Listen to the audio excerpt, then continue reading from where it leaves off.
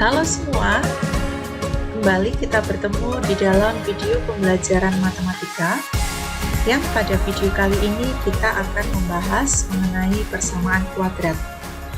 Video ini merupakan lanjutan dari video sebelumnya dengan pembahasan yang sama yaitu persamaan kuadrat. Maka bagi kalian yang belum menyaksikan atau melihat video-video sebelumnya tentang persamaan kuadrat, kalian bisa melihat di dalam channel ini supaya kalian bisa mengikuti materi pada kali ini dengan lebih jelas lagi. Secara khusus untuk video kali ini kita akan membahas mengenai penerapan persamaan kuadrat atau aplikasi persamaan kuadrat di dalam kehidupan sehari-hari. Baik, mari kita mulai pembahasan kita kali ini. Selamat belajar. Nah, dalam kehidupan sehari-hari itu banyak masalah yang kita jumpai yang berkaitan dengan penerapan persamaan kuadrat. Jadi penyelesaiannya kita bisa terapkan dari persamaan kuadrat yang sudah kita pelajari sebelumnya. Nah, soal-soal yang menyangkut persamaan kuadrat ini pada umumnya dapat diselesaikan dengan langkah-langkah berikut. Ya, untuk menyelesaikan soal-soal biasanya dalam bentuk soal cerita, itu yang pertama yang harus kita lakukan biasanya kita salah satu besaran yang belum diketahui itu kita nyatakan dalam variabel tertentu. Misalkan dalam variabel X atau bisa juga variabel yang lain selain X. Setelah itu, kita buat model matematika yang berupa persamaan kuadrat dari data-data yang sudah diketahui di soal. Dan yang ketiga, menyelesaikan persamaan kuadrat itu. Bisa untuk menyelesaikannya dengan 3 cara yang sudah kita pelajari. Bisa dengan pemfaktoran, bisa dengan melengkapkan kuadrat sempurna, ataupun bisa juga dengan rumus ABC. Gitu ya. Baik, untuk lebih jelasnya, segera kita masuk ke dalam contoh soalnya. Untuk contoh soal dari penerapan persamaan kuadrat. Contoh yang pertama, misalkan di sini dua buah bilangan caca di mana selisihnya adalah 3 dan hasil kalinya adalah 88. Tentukan kedua bilangan ini. Nah, soal seperti ini bisa kita selesaikan dengan menerapkan persamaan kuadrat. Caranya bagaimana? Nah, di sini seperti langkah-langkah yang sudah disebutkan tadi ya, kita nyatakan hal yang belum kita ketahui itu dengan sebuah variabel. Di sini di soal adalah kita disuruh mencari kedua bilangan ini. Maka kita misalkan aja. Bilangan yang pertama itu kita misalkan dengan variabel tertentu. Misalkan variabel pertamanya adalah X. Nah, bilangan kedua, di sini diketahui dua bilangan cacah selisihnya adalah 3. Kalau dua bilangan itu, bilangan pertamanya sudah kita nyatakan dalam X, maka bilangan keduanya adalah, supaya selisihnya 3, berarti bilangan keduanya kita tulis saja menjadi X plus 3. Atau X min 3 juga boleh juga, ya. Sehingga kalau X dan X plus 3 ini kan selisihnya 3. Ya. Jadi dua bilangan ini memiliki selisih 3. Gitu kan. Nah, sudah. Jadi bilangan pertama kita nyatakan dalam X, bilangan kedua adalah X plus 3. Terus di sini diketahui lagi hasil kalinya adalah 88. Jadi kedua bilangan ini hasil kalinya adalah 88. Jadi datanya kita ketahui hasil kalinya 88. Berarti bilangan pertama kalau kita kalikan dengan bilangan kedua hasilnya adalah 8. Bilangan pertamanya sudah kita nyatakan dalam X. Bilangan keduanya adalah X plus 3. Nah, keduanya kalau dikalikan hasilnya adalah 88. Nah, ini kalau kita operasikan dengan operasi aljabar, maka ini kan X kali X. Bisa ditulis X kuadrat. Terus di sini X kali 3 berarti 3X. Sama dengan 88.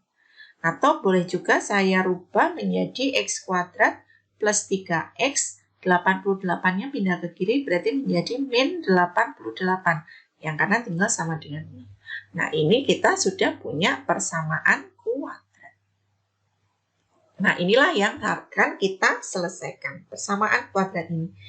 Kita mau selesaikan dengan 3 cara, mau pemfaktoran boleh, melengkapkan kuadrat sempurna boleh, rumus ABC boleh. Tetapi yang paling simpel biasanya dengan pemfaktoran. Kita coba dengan pemfaktoran dulu ya. Kalau ini dengan pemfaktoran, masih ingat nggak? Dengan pemfaktoran yang bentuk AX kuadrat plus BX plus C. Ini kita cari nilai X-nya. X kuadrat itu berarti bisa kita uraikan antara X dengan X. Kita lihat suku pertama dan suku yang ketiga. 88. Cari faktor 88. Di sini kalau kita urut 88 itu kalau dibagi 1 dapat 88. Kalau dibagi 2 dapat 44. Kita cari yang selisihnya adalah 3. Yang mendekati 3 ini ya. Kalau dibagi 3 nggak bisa. Kalau dibagi 4 bisa ya. 88 dibagi 4 dapat 22. Kalau dibagi 5 nggak bisa. Dibagi 6 nggak bisa. Dibagi 8 dapat 11. Nah, ini kalau yang paling mendekati. Kalau kita lihat 8 dan 11 ini selisihnya 3 ya. Jadi bisa kita uraikan 88 itu faktornya adalah 8 dan 11. Coba kita kalikan. Ini masing-masing kita kalikan. X kali 8 dapat 8X. X kali 11 adalah 11X. Faktor kita kan benar kalau hasil jumlahnya sama dengan yang di tengah. Nah, ini kalau kita jumlahkan, ingat di sini min 88. Berarti harus salah satu min. Supaya hasil jumlahnya adalah 3X, berarti yang min adalah yang 8-nya. Berarti di sini min. Sehingga min 8 tambah 11 kan hasilnya betul. 3X dengan yang di sini itu sama. Sehingga faktornya adalah X, yang ini kita pasangkan dengan 11, X plus 11 kali X min 8, sama dengan 0. Gitu ya. Berarti kita tinggal selesaikan. X plus 11 sama dengan 0 atau X min 8 sama dengan 0. Berarti di sini X sama dengan min 11 atau yang sebelah sini X sama dengan 8. Nah, kita punya dua penyelesaian untuk nilai X, yaitu X sama dengan min 11 dan X sama dengan 8. Mana yang akan kita pakai dari dua penyelesaian ini? Apakah dua-duanya bisa dipakai? Nah, kembali ke sini. Di sini dua bilangan itu adalah bilangan cacah. Sementara kalau kita punya X sama dengan min 11. Min 11 itu kan bukan bilangan cacah. Artinya penyelesaian ini penyelesaian yang tidak mungkin. Ya, karena nilainya negatif. Negatif ini bukan bilangan cacah. Maka penyelesaian yang mungkin adalah X sama dengan 8. X sama dengan 8. Jadi, bilangan pertamanya adalah 8 dan bilangan keduanya adalah X plus 3. X plus 3 berarti 8 plus 3, yaitu bilangan keduanya adalah 11. Gitu ya. Jadi, penyelesaiannya adalah bilangan pertamanya 8 dan bilangan keduanya adalah 11. Ini contoh yang pertama. Sekarang kita masuk ke contoh yang kedua. Sebuah pekarangan berbentuk persegi panjang. Keliling dari pekarangan tersebut adalah 26 meter dan luasnya adalah 40 meter persegi. Tentukan panjang dan lebar pekarangan tersebut. Nah, sama langkahnya di sini kita misalkan dulu. Yang ditanyakan adalah panjang dan lebarnya. Maka kita ambil variabel yang kita belum ketahui. Misalkan panjangnya kita misalkan dengan P. Sedangkan lebarnya saya misalkan dengan L gitu ya. Nah, dari pekarangan itu. Nah, di situ yang diketahui adalah keliling. Jadi yang diketahui pertama, kelilingnya adalah 26 meter. Nah, rumus keliling sendiri adalah 2P, kalau persegi panjang kan rumusnya 2P plus 2L ya, sama dengan 26. Nah, ini kalau mau dibuat lebih sederhana, di sini 2, 26 itu kan bisa disederhanakan ya. Semuanya kita bagi 2, sehingga menjadi P plus L, 2P dibagi 2 dapat P, 2L dibagi 2 dapat L, 26 juga harus kita bagi 2, berarti hasilnya 13. Nah, di sini kita nyatakan P ini ke dalam salah satu variabel yang lain. Berarti bisa ditulis P itu sama dengan 13 min L. Nah, kemudian data yang ini kita punya data kedua. Dari data pertama itu kita punya data kedua, yaitu luasnya. Luasnya adalah 40 meter persegi. Kita tahu rumus luas dari persegi panjang itu kan P kali L. Nilainya adalah 40. Nah, P di sini kita udah punya P itu dalam 13 min L. Udah kita ganti aja P-nya dengan 13 min L. Kali L lagi. Berarti hasilnya adalah 40. Kita selesaikan. 13 kali L berarti 13L. Perkalian distributif ya. Min L kali L berarti min L kuadrat. Min 40-nya saya pindah ke kiri berarti menjadi min 40 sama dengan 0. Nah, ini kan kita punya persamaan kuadrat. Boleh susunannya dirubah menjadi ini supaya L-nya nggak negatif, saya pindah ke kanan semua ya. Jadi semua yang ada di luas kiri pindah ke kanan. Jadi min L pindah ke kanan jadi L kuadrat. Terus 13L plus kalau pindah ke kanan jadi min 13L. Min 40-nya pindah ke kanan jadi plus 40. Nah, nolnya kita pindah juga. Ini sama ya. Nah, inilah kita punya persamaan kuadrat yang baru. Ini adalah persamaan kuadrat. Nah, ini yang kita selesaikan. Sama, kita coba dengan pemfaktoran dulu. Suku pertama L kuadrat, suku kedua 40. Kita cari 40 itu faktornya berapa saja? Kalau dengan 1 berarti 1 kali 40. Kalau dengan 2, 2 kali 20. 3 nggak bisa ya. Kalau dengan 4 berarti dengan 10. Kalau dengan cari yang memungkinkan mendapatkan angka 13 ini. Di sini kan masih nggak mungkin ya.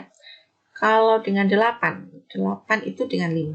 Ini ya, ini kan kalau dijumlah hasilnya 13 kan. Kalau dijumlah dapat 13. Sehingga 40 ini kita uraikan 8 dan 5.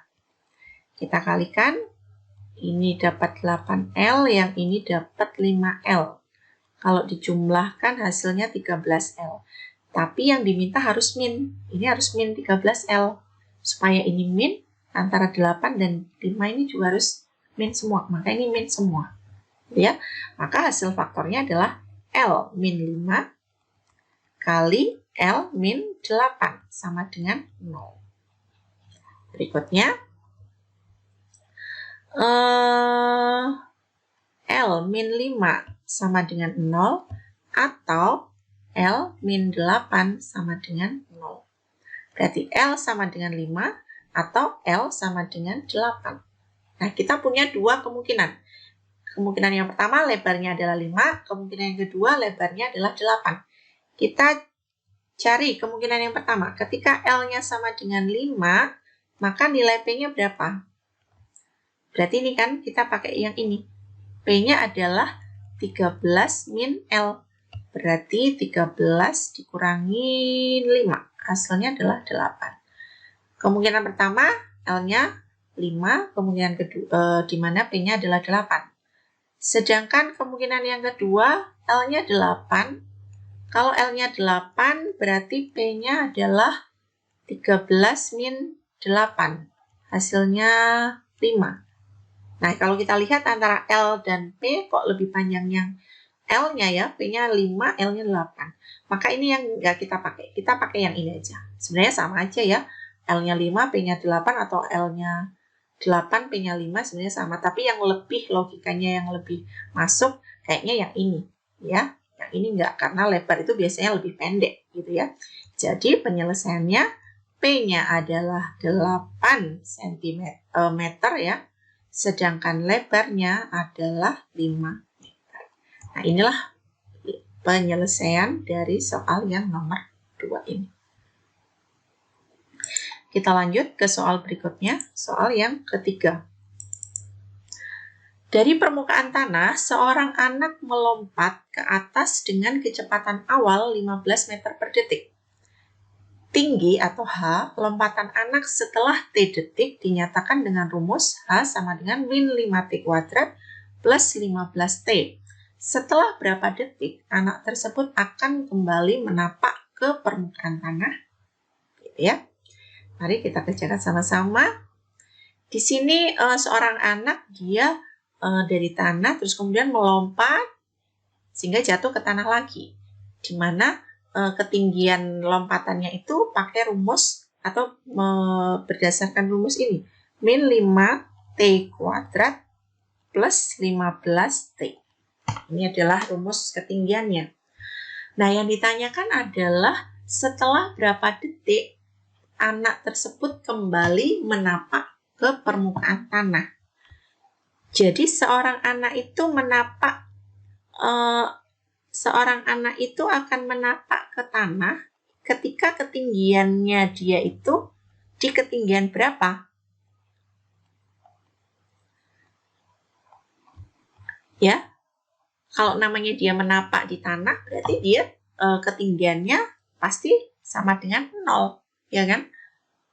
Nah, sehingga kalau kita mau mencari waktunya, maka ya udah persamaan ini min 5T kuadrat ini plus 15T kita buat sama dengan 0. Karena yang mau kita cari adalah anak menapak ke tanah, itu berarti ketinggiannya adalah 0. Ya. Udah, kita ini sudah membentuk sebuah persamaan kuadrat. Nah, persamaan kuadrat. Kita tinggal selesaikan. Min 5T kuadrat plus 15T sama dengan 0. Kita mau selesaikan dengan apa? Pemfaktoran ya. Ini kan bisa dengan pemfaktoran distributif. Ini min 5, ini 15. Berarti dia punya FPB yaitu 5. Terus di sini ada T, di sini ada T. Saya keluarkan T-nya dari dua suku ini.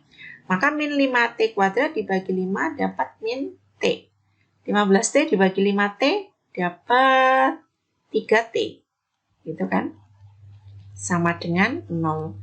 Sehingga ini kalau dikalikan distributif lagi kembali ke sini ya.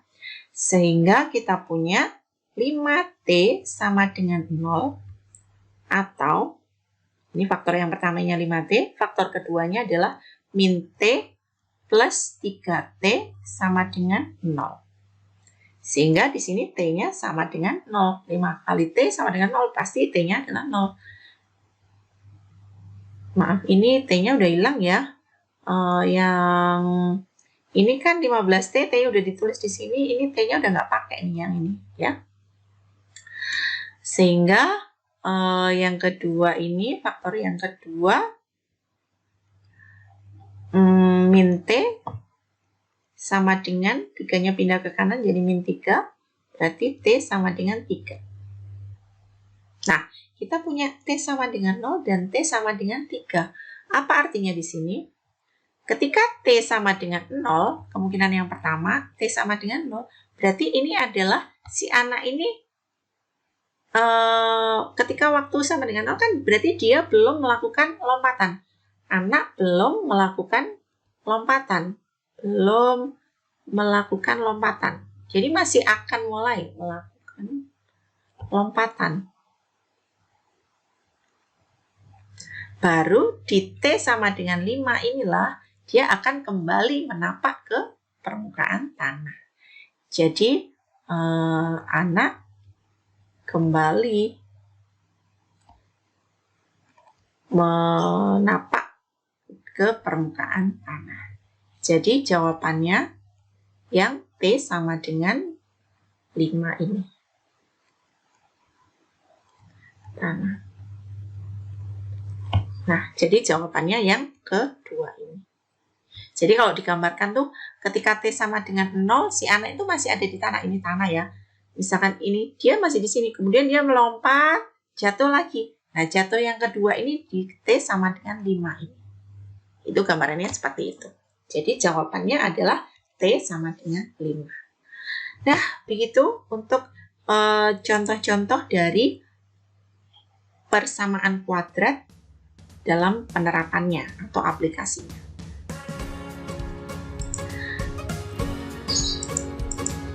Oke, terima kasih kalian telah menyaksikan video pembelajaran ini. Semoga video ini bermanfaat. Dan kita ketemu pada video-video pembelajaran berikutnya. Sampai jumpa.